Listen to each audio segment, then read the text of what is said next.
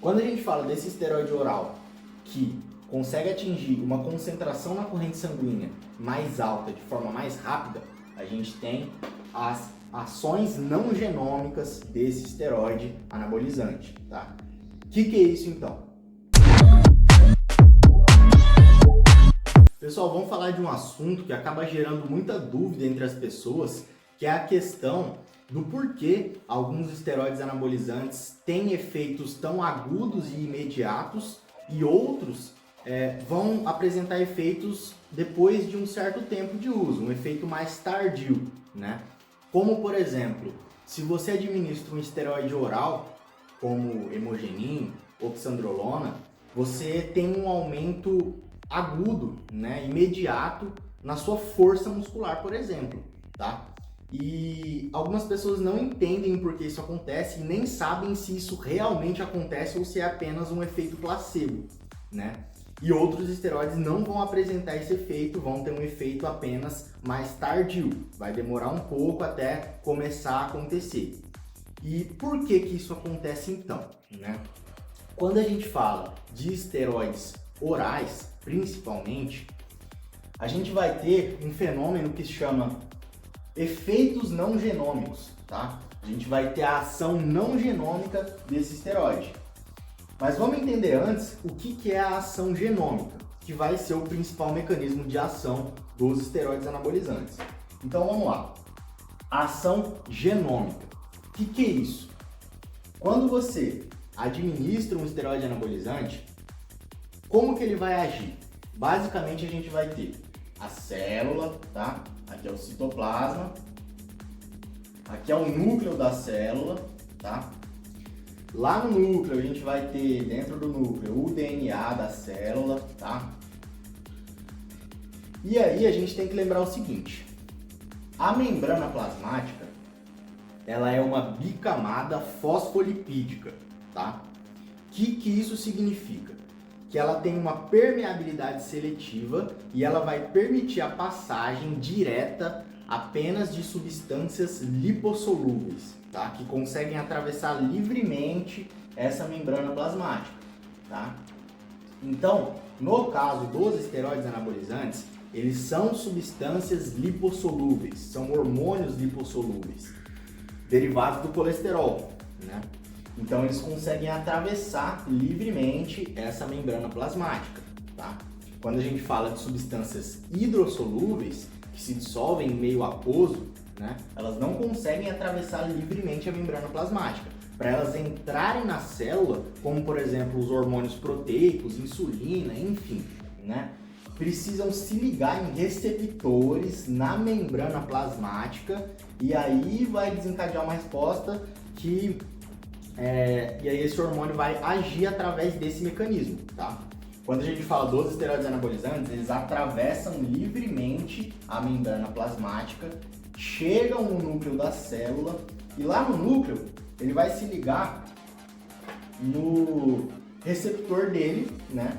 Que é o receptor androgênico, que a gente abrevia aí de AR, né?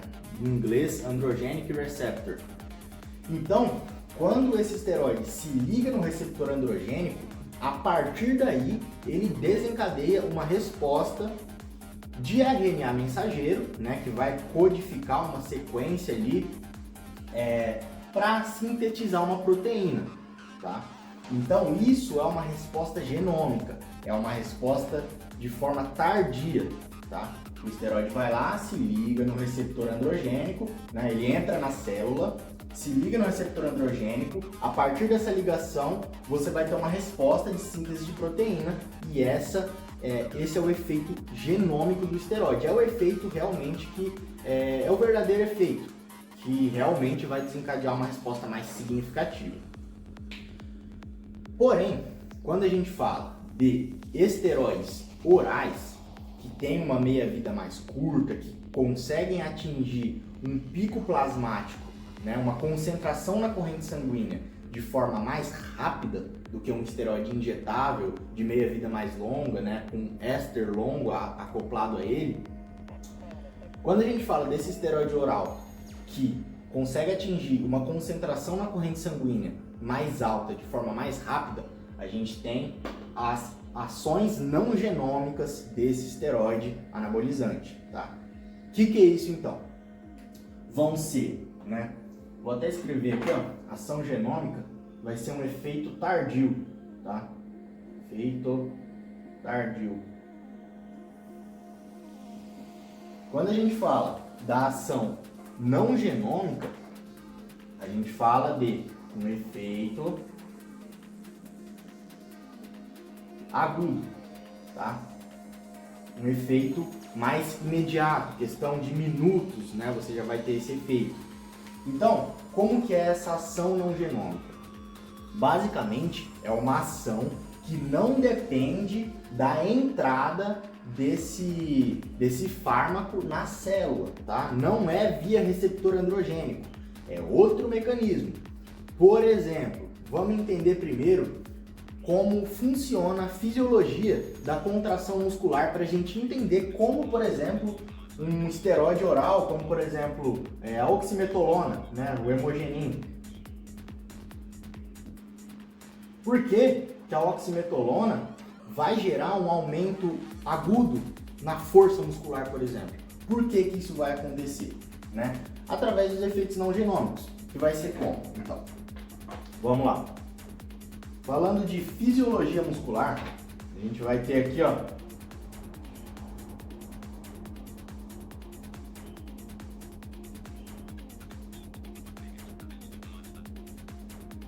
isso aqui é a actina, tá?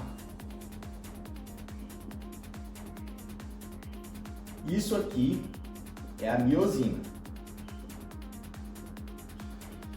A gente vai ter uma fibra muscular que vai ser composta por filamentos de actina e miosina, que são proteínas que vão compor a fibra muscular, e para ocorrer a contração muscular, você precisa ter o deslizamento da miosina sobre a actina, tá? A gente precisa ter o deslizamento de actina sobre miosina, e dessa forma ocorre a contração muscular, tá?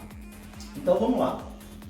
O que controla essa contração muscular? Primeira coisa que a gente tem que entender: a miosina, ela depende do ATP para ela funcionar, tá? ATP é energia, né? Então, enfim, precisa de energia para ocorrer a contração muscular, de fato, tá?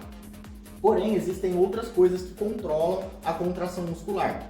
Um íon, especificamente, ele vai ser muito importante na contração muscular, que é o cálcio, tá? Cálcio. Então, o que acontece? A gente vai ter aqui, impedindo o deslizamento da actina sobre a miosina, uma molécula que a gente chama de tropomiosina, tá?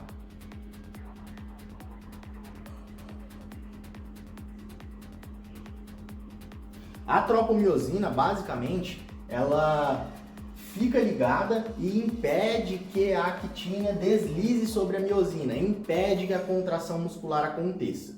Quando a tropomiosina está presente ali, você não tem a contração muscular. A gente fala que o músculo está na posição desligada, né? Não está pronto para a contração muscular.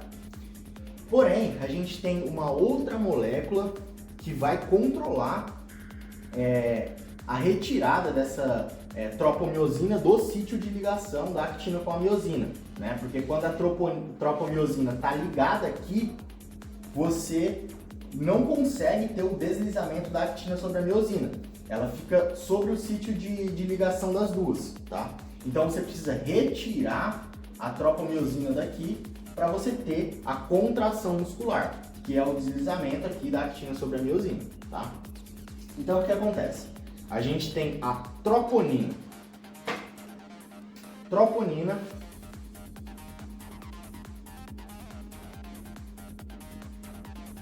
a gente vai ter 3 tipos de troponina, mas não vem ao caso agora, tá? Basicamente o que é importante aqui é a troponina C, tá? Ela vai retirar a tropomiosina do sítio de ligação da actina com a miosina. E como que isso funciona? A troponina C, ela se liga com o cálcio, tá?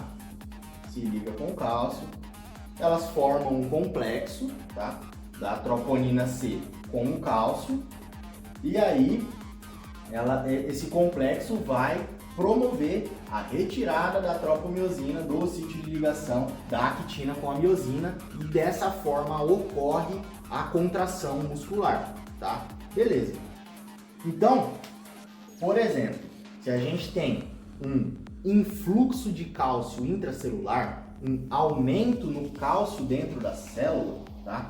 Se a gente tem aqui uma entrada de cálcio dentro da célula, o que vai acontecer? A gente melhora a contração muscular, você tem uma contração muscular mais efetiva, tá? E isso resultaria em um aumento da força, tá? Então, por exemplo, um efeito não genômico que poderia culminar com um aumento da força seria o aumento do influxo de cálcio dentro da célula, tá?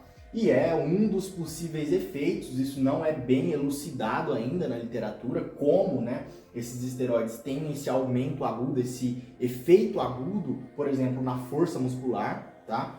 Porém, especula-se que seja, por exemplo, por um aumento de cálcio intracelular, tá? Melhorando a questão da contração muscular, enfim, pelo tudo que eu expliquei aqui, tá? Então, basicamente, a gente tem esses dois efeitos e realmente existe esse efeito agudo do esteroide, principalmente oral, mas também os injetáveis também podem apresentar isso. Por exemplo, testosterona aquosa, né? Tem um pico plasmático muito rápido, também pode apresentar esse efeito agudo, enfim, né? Isso existe, não é placebo, tá? Realmente, de fato, pelo que eu expliquei, podem ter outros mecanismos, como eu falei, isso não é tão bem elucidado, porém um possível mecanismo é esse influxo de cálcio dentro da célula, melhorando a contração e melhorando a força muscular. Porém, ainda assim, o efeito mais significativo do esteroide na questão do aumento da massa muscular, aumentando o balanço nitrogenado positivo, né, favorecendo a retenção de nitrogênio no músculo, o que vai culminar no ganho de massa muscular, vai ser o efeito tardio, a ação genômica, tá? Via receptor androgênico, de fato, tá? Agora, o efeito agudo não genômico não depende do receptor androgênico. Ele ocorre até mesmo na presença de inibidores do receptor androgênico, como por exemplo, ciproterona, flutamida, tá? Se você administra esses fármacos e bloqueia o receptor androgênico, se o efeito for não genômico, você ainda vai ter o efeito mesmo bloqueando o receptor androgênico, porque o efeito ele não é via receptor androgênico, ele é por outros mecanismos.